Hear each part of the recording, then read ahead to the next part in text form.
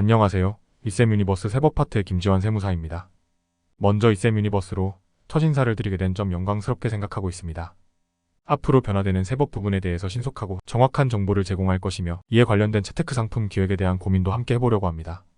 먼저 윤석열 행정부는 2024년 1월 4일 2024 경제정책 방향이라는 정부 정책 기조를 담은 기획보고서를 관계부처 합동으로 발표하였습니다.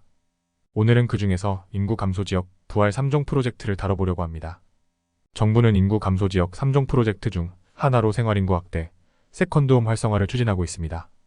이는 기존 1세대 1주택자가 인구 감소 지역 주택 한 채를 신규로 취득하는 경우 1주택자로 간주하여 주택 보유, 거래 인센티브를 확대하겠다는 것이 골자입니다. 즉, 인구 감소 지역의 주택을 신규로 구입하는 경우 재산세, 종부세, 양도세 부분에 대해서 다주택자들에게 주는 페널티 중과를 적용하지 않고 1세대 1주택 특례를 적용해주겠다는 것입니다.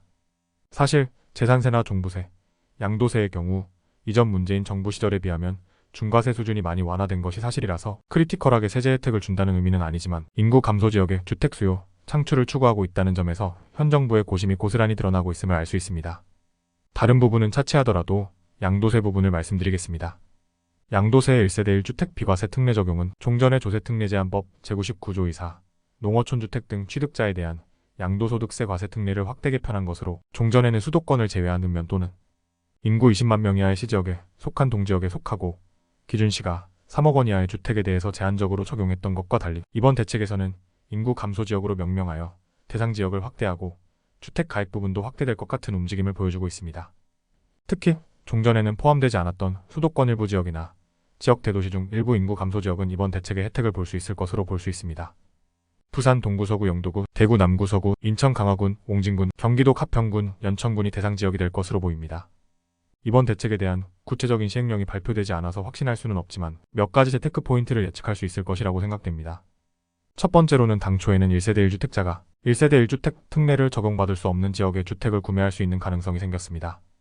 부산, 대구, 인천, 경기도 일부 지역의 주택 수요가 증가되는 효과가 발생하므로 이 부분을 재테크 포인트로 활용할 수 있을 것이라고 생각됩니다. 두 번째로는 시행령 자체가 인구 감소 지역의 주택에 대해서 주택수에서 배제한다는 형식으로 규정된다면 1세대 일시적 2주택 비과세 적용 시 인구 감소 지역의 주택은 주택수에서 배제가 되므로 인구 감소 지역의 주택을 여러 채를 구매하더라도 그 외 지역 주택 구매에 따른 일시적 2주택 비과세 적용을 받는 부분은 문제가 없으므로 인구 감소 지역의 주택 수요는 확실히 증가시키는 효과와 더불어 그 외 지역의 주택 거래에도 영향을 줄 수 있다고 보여집니다. 세 번째로 시행령 자체가 확정되지 않아서 단언할 수 없지만 정부의 입법 의도가 세컨드홈의 활성화와 인구 감소 지역의 부활이라면 인구 감소 지역의 주택을 구입 후 해당 주택을 처분하는 부분에 대해서도 인센티브가 있을 것이라고 봅니다. 만약 이 부분 인구 감소 지역의 주택의 구입 후 처분 시에도 비과세 혜택을 함께 준다면 1세대 1주택자들이 인구 감소 지역의 주택을 사고 파는데 제약이 없어지므로 위의 일부 지역이 아닌 인구 감소 지역의 전체 주택 거래 수요의 활성화 요소로도 작용하여 정부의 입법 의도와 주택시장의 연착륙에도 도움을 줄 수 있을 것이라고 보여집니다. 오늘은 관계부처 합동 2024 경제정책 방향 브리핑 자료 중 인구 감소 지역 부활 3종 프로젝트를 중심으로 이야기를 나눠봤습니다. 구독과 좋아요는 제작에 많은 도움을 줍니다. 시청해주셔서 감사합니다.